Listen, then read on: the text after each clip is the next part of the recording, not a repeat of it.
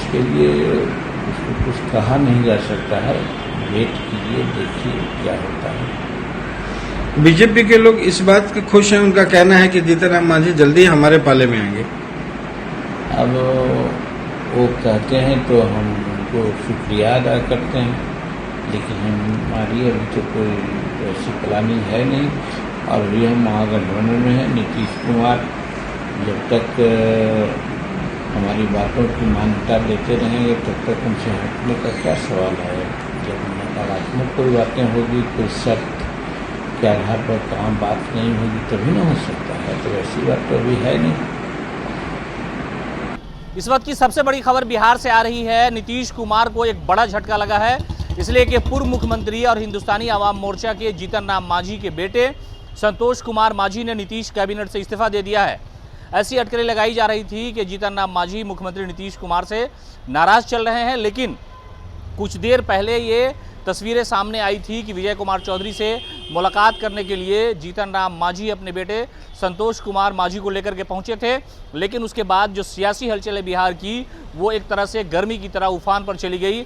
और आप देखिए किस तरह से जीतन राम मांझी ने सियासत में एक बड़ा दाव पेच खेला है। यानी 23 तारीख को जो गठबंधन की मीटिंग होनी है, उससे पहले एक बड़ा झटका महागठबंधन को और ख़ास तौर से मुख्यमंत्री नीतीश कुमार को लगा है।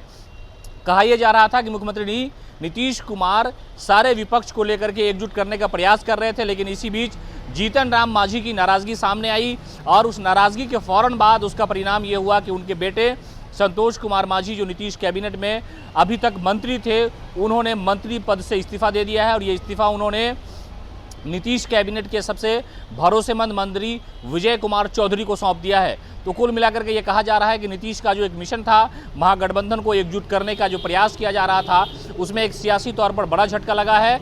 और जीतन राम मांझी लोकसभा की 5 सीटों पर चुनाव लड़ने को लेकर के इस तरह से बातें कर रहे थे और जो गठबंधन के नेता है मुख्यमंत्री नीतीश कुमार हैं, उनसे लगातार संपर्क में थे, लेकिन शायद बात नहीं बनी। इसलिए जीतन राम मांझी ने अपने बेटे से इस्तीफा दिलवा दिया है। हालांकि कुछ देर पहले जीतन राम मांझी ने यह कहा भी था कि हम मुख्यमंत्री नीतीश कुमार के साथ हैं, और कल भी उनका एक बयान आया था जिसमें वो ये कहते हुए नजर आ रहे थे कि नीतीश कुमार के साथ हम लोग हैं, बीजेपी को हराने की जो भी कोशिशें होंगी वो सब की जाएंगी।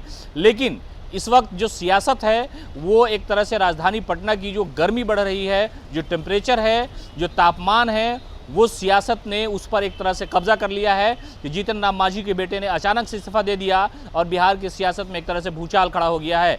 इससे पहले कहा जा रहा था कि मांझी अपनी शर्तों को लेकर के मुख्यमंत्री नीतीश कुमार से कई बार बातें कर चुके हैं, कई सारे मुद्दे पर बातचीत हो चुकी है, लेकिन अचानक से संतोष मांझी का इस्तीफा जो है वो सियासत को एक करवट दे रहा है। इसलिए कि 23 तारीख को विपक्षी एकता को लेकर के नीतीश कुमार की अगुवाई में राजधानी पटना में एक बड़ी मीटिंग होने वाली थी। उस मीटिंग से पहले संतोष कुमार मांझी ने इस्तीफा दे दिया। अब लगता है कि जीतन राम मांझी अपनी राह अलग कर लेंगे। हालांकि अब तक उन्होंने घोषणा नहीं किया, लेकिन ऐसी उम्मीद की जा रही है कि शायद वो एनडीए के साथ यानी नरेंद्र मोदी के साथ जा सकते हैं। हालांकि मांझी का जो बयान है वो इस्तीफा से थोड़ी देर पहले आया था कि हम सब लोग नीतीश कुमार के साथ हैं, लेकिन फिर जब साथ होने का मतलब भी ये है तो आखिरकार ये इस्तीफा क्यों दिलाया गया। इसलिए कि जीतन राम मांझी के बेटे संतोष मांझी अपनी तरफ से ऐसा कुछ नहीं कर सकते जब तक उनके पिता, जो राजनीतिक गुरु भी उनको कहा जाता है, उनके लिए उनके ही निर्णय के बाद ये फैसला लिया गया होगा। तो कुल मिलाकर के बिहार की सियासत से एक बड़ी खबर हम आपको बता रहे हैं कि संतोष कुमार मांझी जो जीतन राम मांझी के पुत्र हैं और नीतीश कैबिनेट में मंत्री थे कुछ देर पहले, उन्होंने अपने पद से इस्तीफा दे दिया है।